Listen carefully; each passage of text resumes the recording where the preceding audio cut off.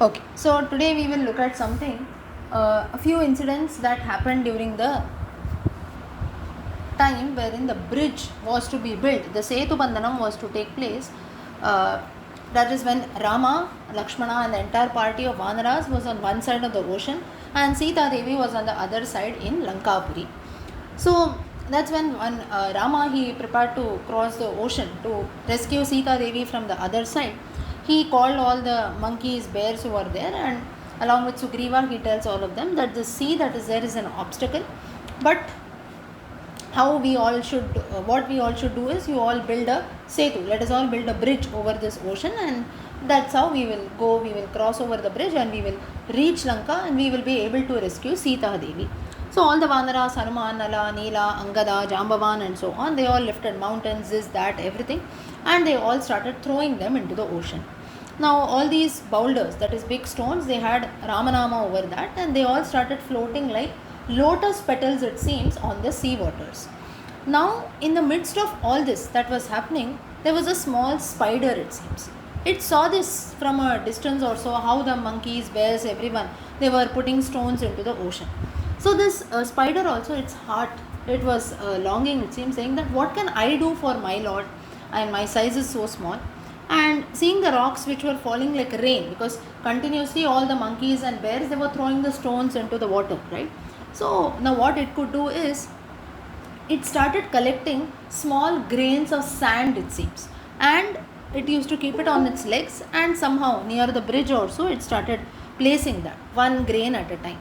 Now the legs were small, the movement was also small, but the intention of the spider to do some seva for the Lord was something which was very, very great.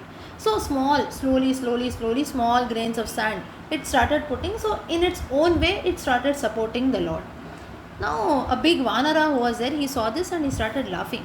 And he tells that, what you are doing? You think that your dust and this sand that you are carrying is going to build Rama's bridge? Nothing is going to happen. And he just pushes the spider away.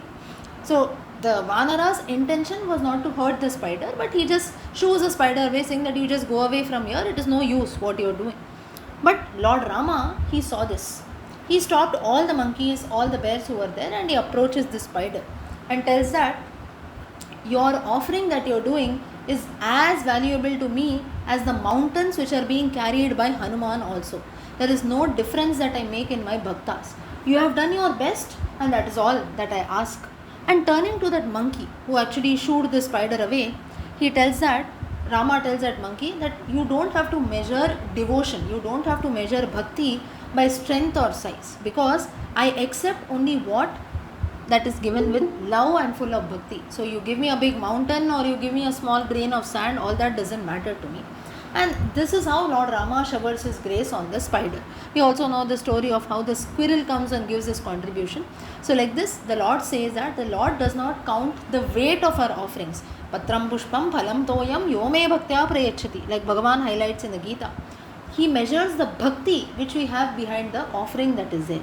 So a grain of sand which is placed full of bhakti, which is placed with devotion, is more precious for the Lord than a mountain which is thrown with pride that is there.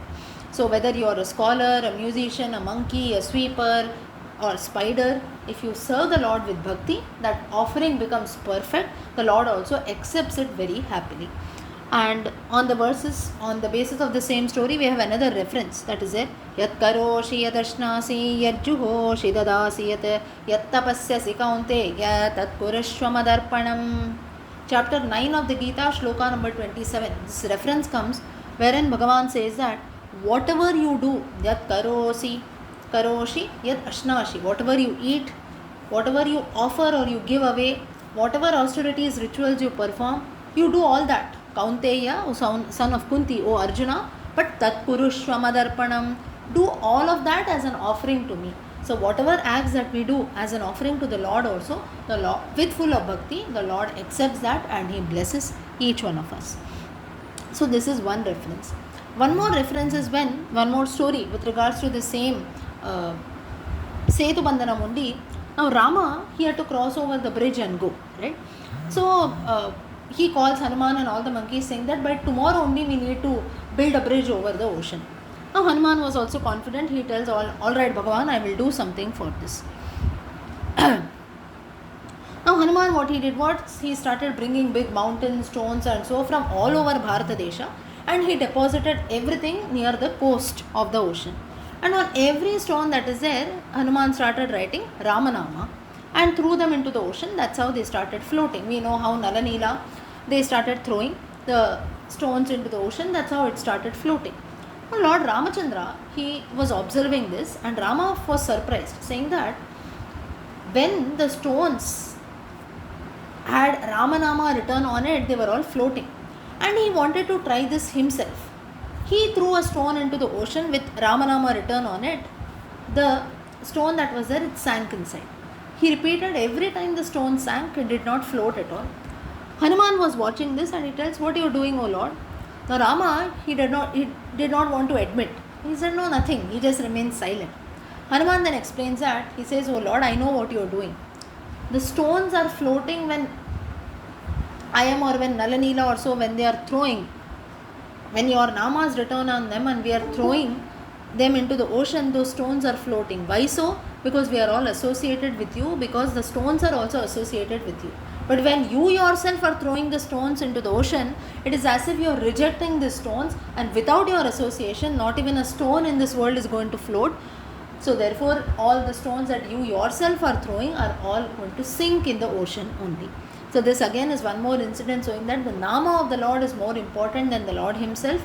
And if the even non-living creatures like the stone also, it seems that they also are afraid to be far away from the Lord. So just think of people like you and me, bhaktas like you and me, we always want to be in the association of the Lord only. So the only way to attain the Lord is to chant his namas, remember him, and so on. So the Rama also, this is a very beautiful way in which Hanuman shows the importance of Ramanama to Rama only. And one more lesson is how the Lord's association is something which is very, very important to all of us, living, non-living, and so on.